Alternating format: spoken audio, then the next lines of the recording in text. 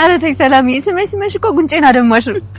ታዲያ ሚስምሽ ሰው አግኝተሽ ነው እንዴ? አረ እባክህ ያው ለአንተ ዳይመንድ ራሱ ብትሰጠኝ አልሳብልም። ለሰላምዬ ግን ይሄው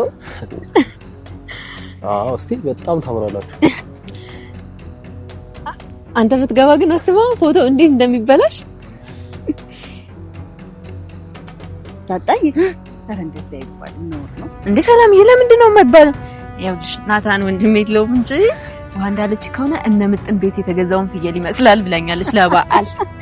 አቤት እነዚህ ልጆች! አሁን አንቺ እንደ እውነቱ አምነሻት ነው? ናታንዬ እነሱን ዝም በላቸው እሺ። አንተ ብቻ ቆንጆ ፎቶ አንሳን። ይሄው ያነሳው ነው ሰላምዬ። ግን ቤቢ ሾሪ በደንብ አትንሽ እንዴ? እኔ ፈለኩት ከዳጣዬ ጋር መነሳት ነው። ሰላምዬ በቀናት እኮ እብድ ስላለን በቀናት እረር ስላለኮ ነው። ዳጣ ስነ ስርዓት ያዥ። ከምን ታምራላችሁ። ቁጭና ተናደዱ ምትመስሉ። የእውነት እንመሳሰላለን እንዴ? አዎ ከምን ቁጭና ተናደዱ። ታዲያ ነን እኮ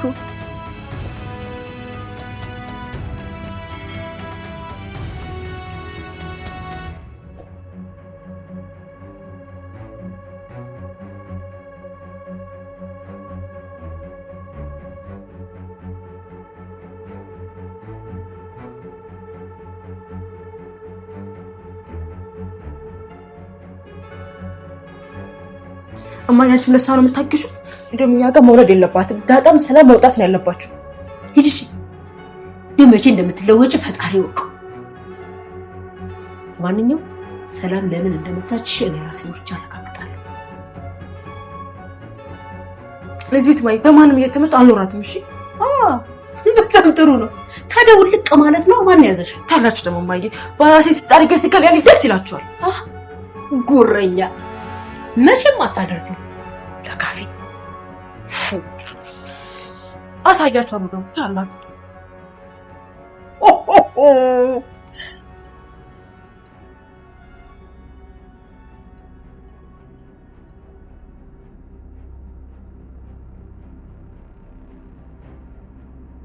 የፈሩት ይደርሳል የጠሉት ይወርሳል ማለት ይሄ ነው። ደረጀ እንደፈራው ሰላም ነገሮችን ልታበላሽ ከጫፍ ደርሳለች። በወሬ መሃል በድንገት ቃል ያስገባትን ረስታ የዘባረቀችው ሰላም እንደምንም ብላ ነገሩን ለማስቀየስ ብትሞክርም ነገር ግን ዳጣ እንዲሁም ናታን ነገሩን ችላ ብለው የሚያልፉት ነገር አይደለም። ፎቶ እየተነሱ በነበሩበት ወቅት አምልጧት ልጇ እንደሆነች የተናገረችው ሰላም ሳታውቅ በድንገት ሙሉ ቤተሰቡን ሊበጠብጥ የሚችል ሚስጥር ነው ዘርግፋ የነበረው። ናታን የደረጀ ሌላ ሴት ጋር ሄዶ መውለድ እውነት አልመስል ብሎት ጭንቅላቱ ላይ እየተመላለሰ እስካሁን ድረስ መልስ አላገኘም። አሁን ደግሞ የሰላምን የአፍ ወለምታ ሰምቶ ብትዋሸው እንኳን የሚያምናት አይመስልም። እናንተ በሰላም ቦታ ብትሆኑ ምን ልታደርጉ ትችሉ ነበር? ሐሳብ እንዲሁም አስተያየታችሁን ጻፉልን። ሰላም ዳጣ ልጇ እንደሆነች ካወቀች በኋላ ለመጀመሪያ ጊዜ ስታገኛትም ስሜቷን መቆጣጠር ከብዷት ስትቆነጠነጥ ማርታ አስተውላት ምን ሆና እንደሆነም ጭምር ጠይቃት ነበር። ደረጀም በፍርሃት እየተርበተበተ የደበቁትን ሚስጥር እንዳይወጣ ከዳጣ ጋር አንድ ላይ ይዘዋት ወደ መኝታ ቤት ይሄዳል። በዛን ሰዓትም ነው ውሃ ለእናቷ አርጁን በር ላይ ቤታቸው ድረስ መጥቶ በድጋሚ እያስቸገር እንዳለ ነገረቻት። ደረጀና ዳጣም ሰላምን ካደረሳት በኋላም ደረጀ ቀጥሎ እባክሽ ሰላም ራስሽን ተቆጣጠሪ ብሎ ሲያስጠነቅቃት ሰላምም አታስብ እሺ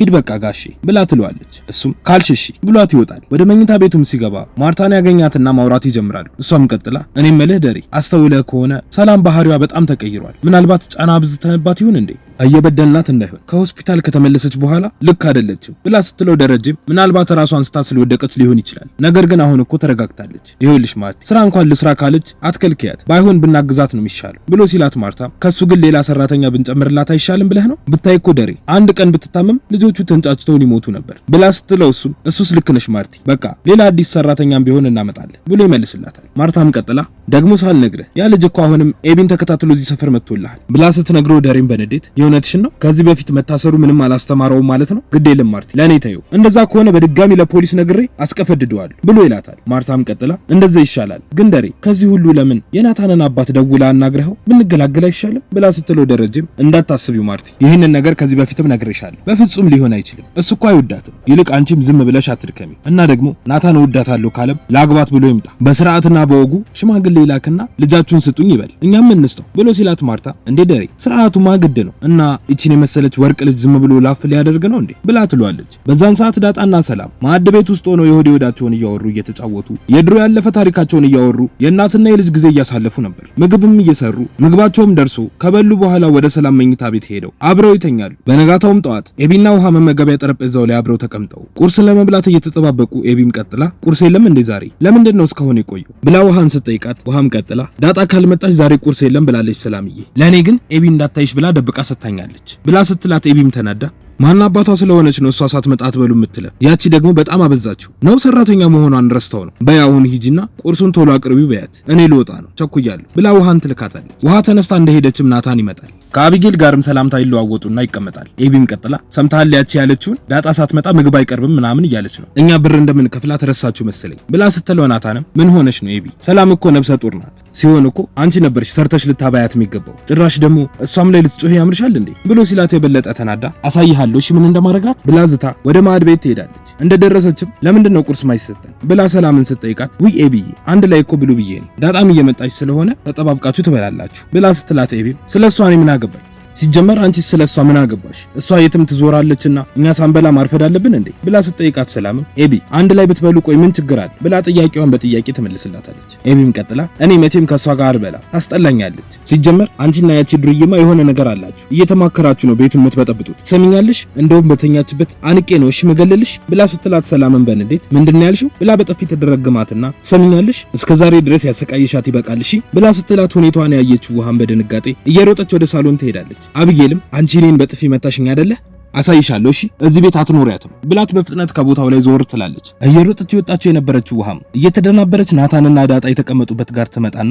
እየተንተባተበች ሰላም ኤቢን በጥፊ መታቻት ብላ እየነገረቻቸው ባለችበት ከኋላ ኤቢ ትደርስና ትሰሚኛለሽ እዚህ ቤት አትኖሪያትም ወይኔ ወይ አንቺ ብላ ዳጣ ላይ ዝታባት በፍጥነት ከቤት ትወጣለች። ናታንም ኤቢን ለማረጋጋት ወደ ውጭ ይወጣል። ከሰዓታት በኋላም ማርታ ከስራ ወደ ቤት ስትመጣ አቢጌል ጠብቃት ሰላም እንደመታቻትና ለዚህ ሁሉ ነገር ምክንያት ደግሞ ዳጣ እንደሆነች ትነግራታለች። ማርታም ግራ ተጋብታ እርግጠኛ ነሽ ሰላም ናት የመታችሽ ብላ በድጋሚ ትጠይቃታለች። ኤቢም አላመንሽኝም አይደለ ሂጂና ራሷን ጠይቂያት ምንም ሳልላት ሄጂ ቁርስ ስጪኝ ስላት ብቻ ነው በጥፊ የመታችኝ እኔ ትልቅ ልጅ ነኝ ለምንድን ነው ዝም ብላ ያለ ምንም ምክንያት የምትመታኝ ብላ ስትል ማርታም እንኳንም መታችሽ ዳይፐር ቀይራ እንዳሳደገችሽ አትርሺው እሺ ሂጂ ውጭልኝ ብላ ታስወጣታለች። በነጋታውም ጠዋት ነው ሰላምና ዳጣ ሆነው ናታን ፎቶ እያነሳቸው ባሉበት ሰላም አምልጣት ዳጣ ልጇ እንደሆነች የተናገረችው። በቀጣይ ምንም የሚፈጠር ይመስላችኋል? ሐሳብ እንዲሁም አስተያየታችሁን ኮሜንት ላይ ጻፉልን። ቪዲዮ ለብዙ ሰዎች እንዲደርስም ላይክ እንዲሁም ሼር ማድረግ አትርሱ። የምንለቃቸው ቪዲዮዎችን በፍጥነት እንዲደርሳችሁ የደወል ምልክቱን መጫን አትርሱ። በቀጣይ በሌላ ክፍል እስክንገናኝ እስከዛው በሰላም ቆዩ።